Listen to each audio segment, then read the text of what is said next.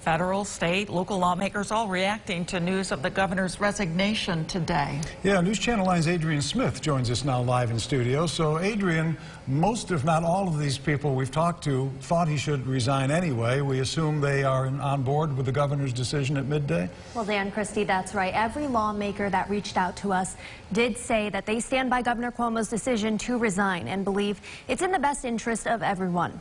The Attorney General, whose investigation triggered calls for the governor to resign, says that this is an important step towards justice. Some lawmakers are praising the women who stepped forward and detailed their interactions with the governor.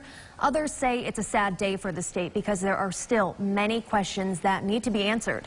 In the last couple of hours, we've heard from former Governor George Pataki, Assembly Minority Leader Will Barclay, and Syracuse Mayor Ben Walsh. And here's what they had to say.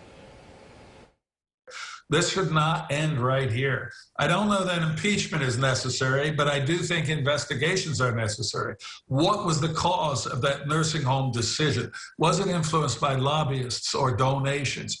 What was the cause, or what are the consequences of the governor misusing state resources to give his family special benefits during the height of the COVID crisis and to perhaps use state workers to help him write his book?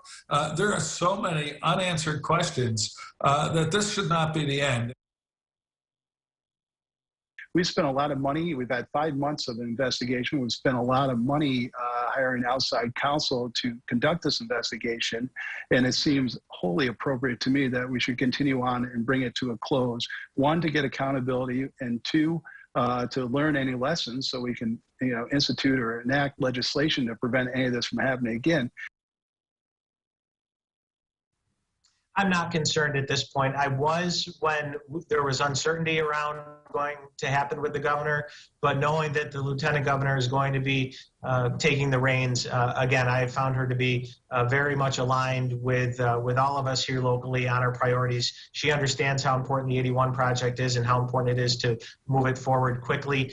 So I expect to pick up where we left off, whether you're talking about 81, the STEAM school, or just managing the pandemic. The sooner we have stable state government, the better, and today was an important step in that direction.